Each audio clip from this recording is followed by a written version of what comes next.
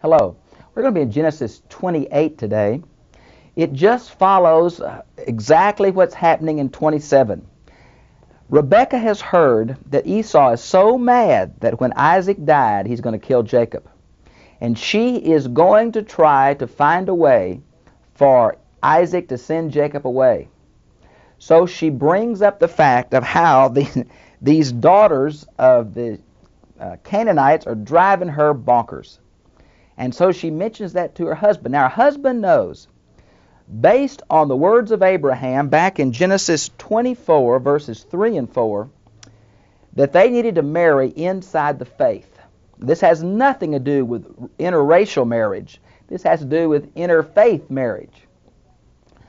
And so as Abraham sent his servant back to find Rebekah, Isaac needs to do the same thing with Jacob. And what has exacerbated this problem is Esau has married two Canaanite women. Now, I don't know what they did that drove Rebekah crazy, but they must have done something because it's mentioned two times, in 26:35 and in 27:46. Maybe they cooked food different or idolaters, I just don't know. So Rebekah brings this up to Isaac. And Isaac, I think by this time he's realized that Esau is not the one the promised line is going to go through, obviously, that he had somewhat violated God's will because God had told Rebekah earlier it would be Jacob, the younger. And Isaac had seemed to try to go a different way. So in the beginning of chapter 8, so Isaac called Jacob and blessed him and charged him and said to him, "You shall not take a wife from the daughters of Canaan." Now it seems the fact that Isaac blessed him shows that he recognizes that though Jacob acted inappropriately in the way he got the blessing, that it was still God's will that he's the one that the promised covenant will go through. You shall not take a wife from the daughters of Canaan. Arise and go to Paddan Aram, the house of Bethuel, your mother's father, and from there take to yourself a wife from the daughters of Laban, your mother's brother. Now, where is Paddan Aram? Well, we think this means the plains of Aram. Now, later on in history, people known as Armenians or Syrians are going to start a kingdom just north of the Promised Land with the capital at Damascus. But at this period, this seems to refer to the settlers around Haran. You know, God called Abraham from Ur of the Chaldees. He moved to Haran. And from there, Abraham went to the Promised Land. So I think somewhere between the Tigris and Euphrates, in their headwaters. Notice it says then, "And may God Almighty bless you and make you fruitful and multiply you, that you may become a company of people." There's two very important words here. The English translation, God Almighty, is the Hebrew word El Shaddai. I have always thought that means God Almighty. One of my professors up at Trinity Evangelical told me he thought it meant many-breasted. But I never have been able to search out that etymology, so I think until I'm able to find that and see if I agree with it or not, I think El is certainly strong. This name seems to be what the patriarchs called God. It's found in Genesis 17:1, 18:3, 35:11, 43:14, 48:3, and a form that I think really probably is El Shaddai is found in 49:25. Now what complicates this is Exodus 6, verse 2. And I want to read that because I think it's that kind of verse. "And God spoke further to Moses and said, I am Yahweh. And I appeared to Abraham, Isaac, and Jacob as El Shaddai. But my name is Yahweh. I did not make myself known to them." And yet, throughout the text of Genesis, the name Yahweh appears.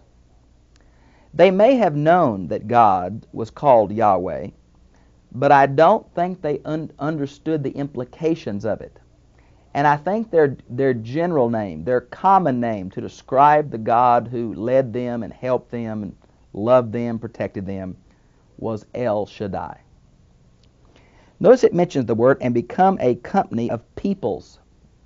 Notice the plural.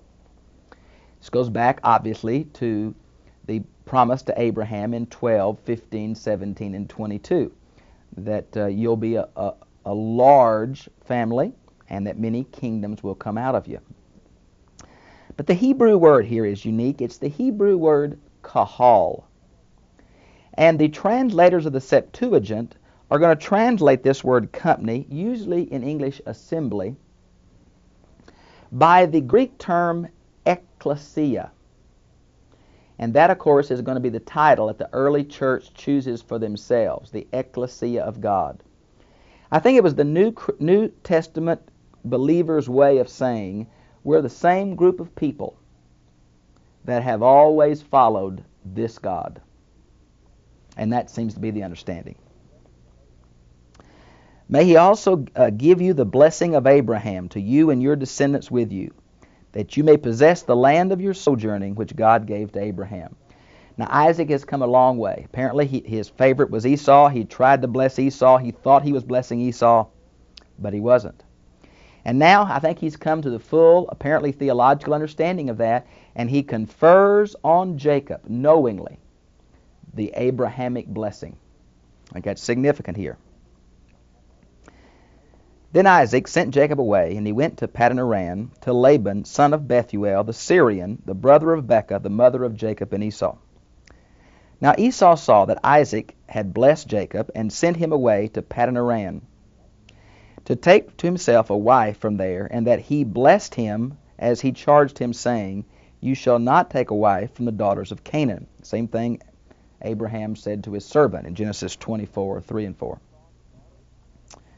So Esau saw the daughters of Canaan displease his father Isaac, as well as his mother. Just look at 26:35 and 27:46. And Esau went to Ishmael. Ishmael's been dead now a few years, and married besides the wives he had. And notice her name here is Mahiltha, and the daughter of Ishmael. But in Genesis 36:3, she's called Basemath, Basemath. Now, why the two names, I'm not sure. But here again, we're seeing a little insight into the character of Esau. He wanted the blessing, and he missed it. He wants some kind of blessing. He saw that Jacob was blessed again by his father in connection with his marriage. He heard his father say, don't take a wife from these Canaanite women. So he said, well, I'll go take a wife from the sons of Ishmael. So here's another good example of Esau trying to do the right thing and do it in the wrong way. He went and got another wife to try to get his father to bless him. But again, his nature as a secular, rather spiritually lackadaisical man is shown. Then Jacob departed from Beersheba, that's of course the well of the oath, or the well of the seven, could be either one, and went to Haran. Now, apparently it was a leisurely journey, and he didn't rush or take a horse. He apparently was walking. And he came to a certain place. Now in Hebrew, it's rather definite, the certain place. And there have been many discussions by the rabbi about where this place is. It seems to be a several-day journey from Beersheba. The site we think this is, Bethel, in the foothills of Ephraim, is about 3 days' journey. Well, it was about 70 hours or so. So he was going kind of leisurely, right? And he did not know this was a famous place or a special place, but it just happened that night fell and caught him in this special place, though he didn't know it. Now, this general area does have a connection with Abraham. Back in Genesis 12:8 and back in 13:3 and 4, in this general area, Abraham had met God. And he spent the night there because the sun had set. Took him by surprise, apparently. And he took one of the stones of the place and put it up under his head, and he lay down in that place. Went to sleep. Shepherds are used to sleeping with rocks as kind of a place they put their head.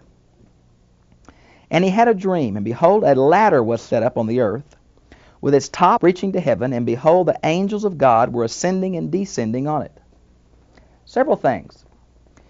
Some say, the rabbis say, that this site is Mount Moriah.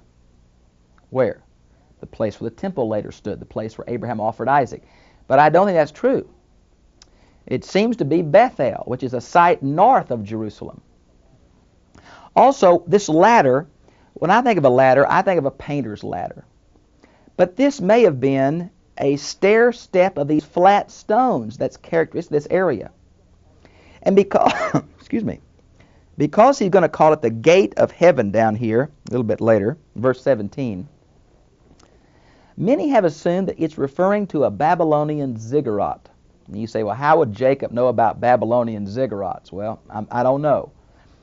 But I am saying that this stair step, this series of stones leading up to the heavens, was characteristic of Babylonian star worship.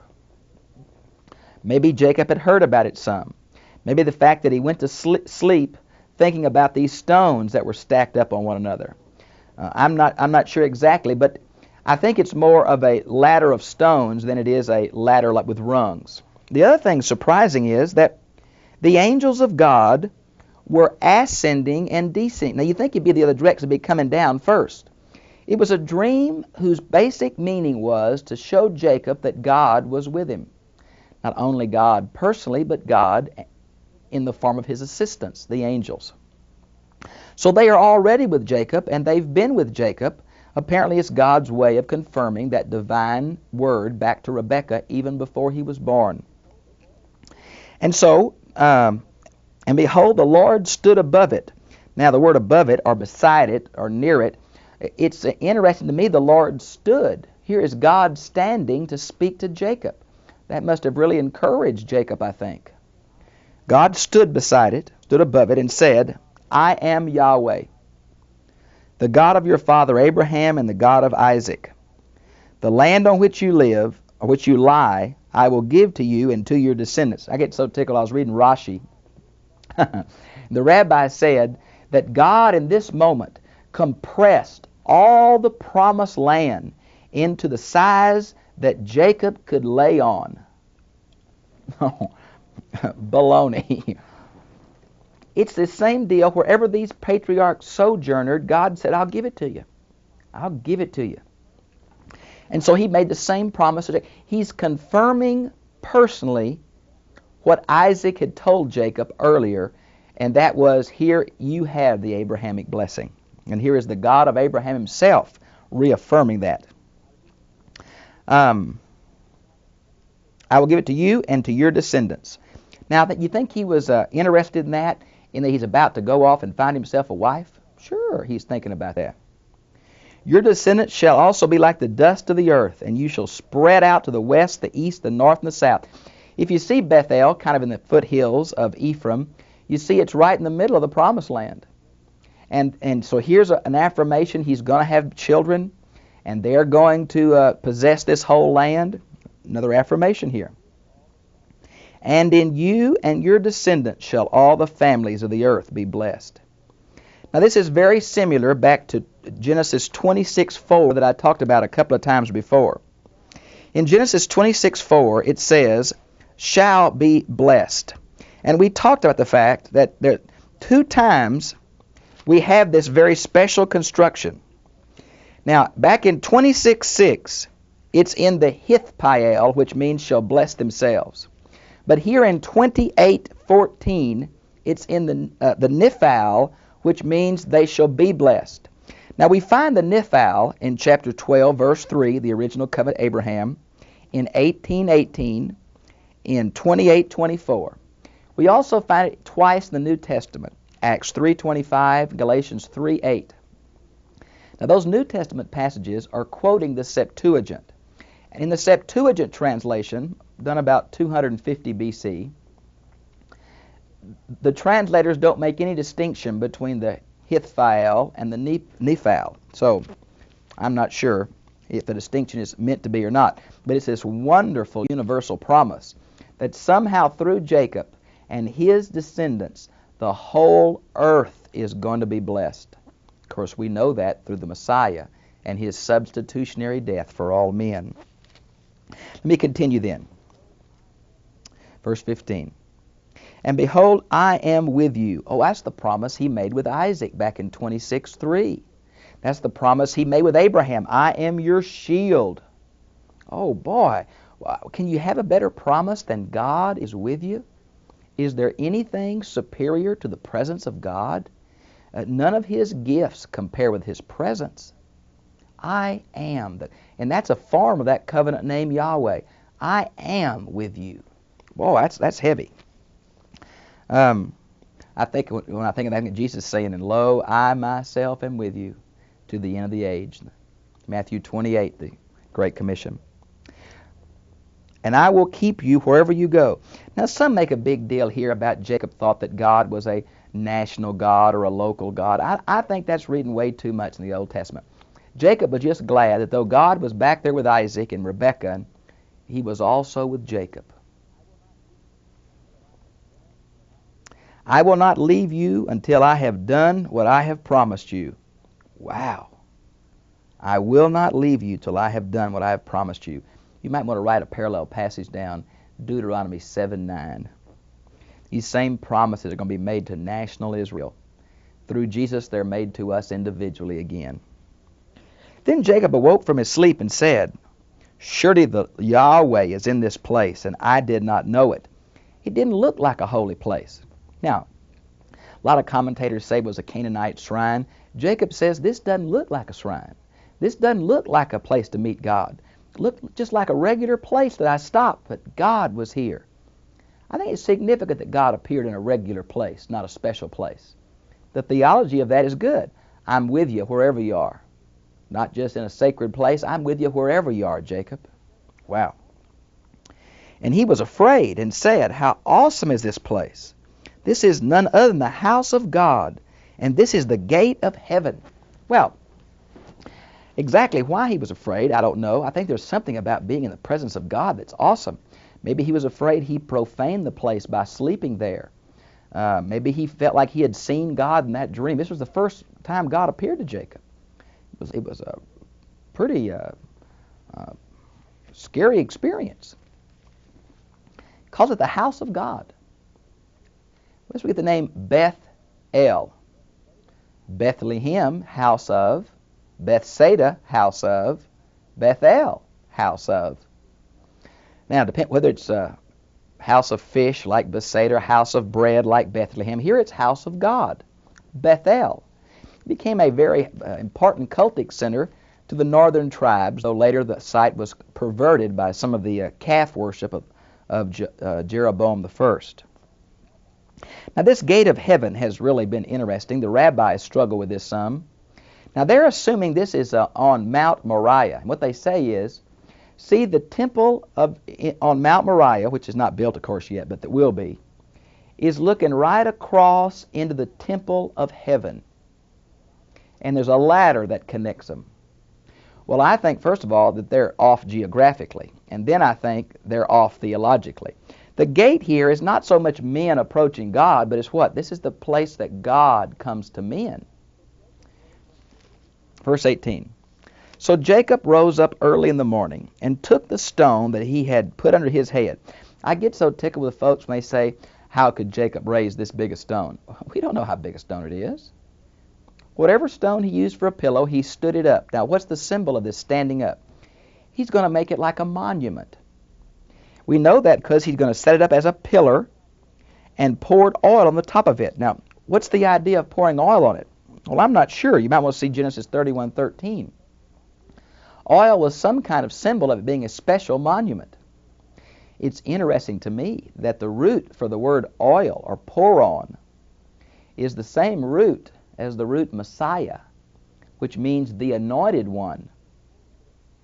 So there is some implications here. You say, well, how many messianic implications do you see in this text? Well, the fact that Jesus in John 1:51 said, I am Jacob's ladder, tells me there's quite a bit of messianic reference here, though I'm not sure Jacob understood it or even realized his actions were connected with the future Christ. it's obvious that through his seed the whole world is going to be blessed. But the how and the wherefores, I don't think, are Jacob's. So they poured oil on top of it, set up this pillar. I was going to say to you, later on in Judaism, this pillar had to be banned, because what they began to do is think, well, if this pillar is placed that stands for God, then this pillar must be a representation of God. And then they began to carve the pillar, and these carved pillars became the sign of Baal worship, the male fertility god. And beside the altar of Baal was a carved wooden image of Ashtoreth, the female deity. So it came later on in Deuteronomy and the rest of the Mosaic legislation. This is condemned and banned. But Jacob knows nothing of that. He's doing this in faith. So he set it up. And he called the name of the place Bethel. However, previously the name of the city had been Luz. Now Luz means almond tree. And Utley, verse 19, is an editor going back and editing some of this. And I think that's obvious. We know from the history of this site that the Canaanites called it Luz and the Jews called it Bethel until the Jews finally took over the whole area and it became Bethel. And Jacob made a vow, saying, a vow how? Well, he promised God. A vow means you promise something in God's name. Now, the structure is an if-then structure. And I must admit, when you first read it, Jacob comes across in a pretty shoddy fashion. For those who think that Jacob's been pretty shoddy from the first, it doesn't bother them that he's putting conditions on God. I'm not sure Jacob has been shoddy from the first. I grant you he did some really dumb, manipulative things, both with his brother and with his father. But it seems to me he's doing them for religious reasons. I think he's doing them because he realized God's going to use him. Now, I agree it's an if-then formula, but it seems to me everything God's promised him earlier, he's putting into some concrete terms. He's saying, you know, God, you promised me to be with me and help me and bless me. You know, I believe that. And if you're with me and clothe me and feed me and bring me back to my parents, then I'll know that you're my God. I don't think that's conditional. Maybe if those of you who know Greek, it's like a first-class conditional. He's assuming God's going to do that, and so he expresses this in a vow. If God will be with me and keep me on this journey that I take, and will give me food to eat and garments to wear. He's not asking for the earth, the moon, the stars, and other things, is he? No, just the bare necessities. And I return to my father's house in safety and peace. Shalom. Then Yahweh will be my Elohim. Is that implying that until then he was not? I think not. That's reading way too much in here. Jacob is saying he knows the promise is with Isaac. Now God and his father both have said, I'm going to give it to you. And Jacob says, I'll know that when I come back. He's having to leave because of his brother's anger. He's leaving to fulfill the covenant promise about getting a believing wife.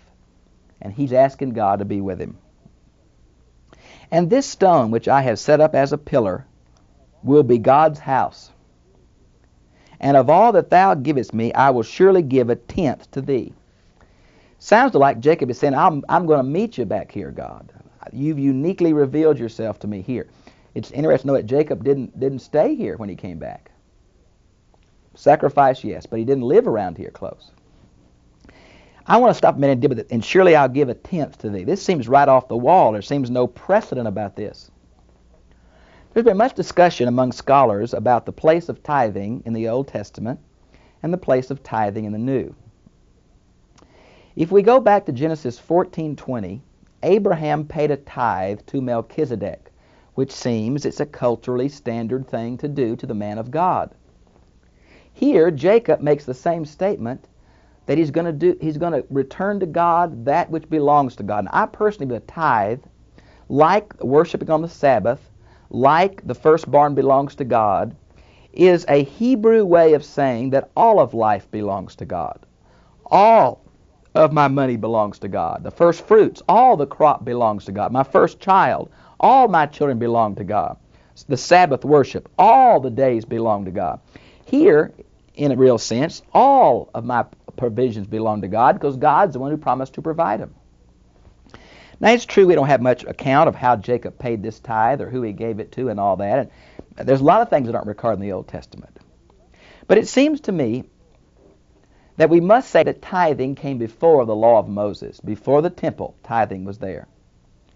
Therefore, I personally believe that tithing, in its sense in Malachi, is not a New Testament principle.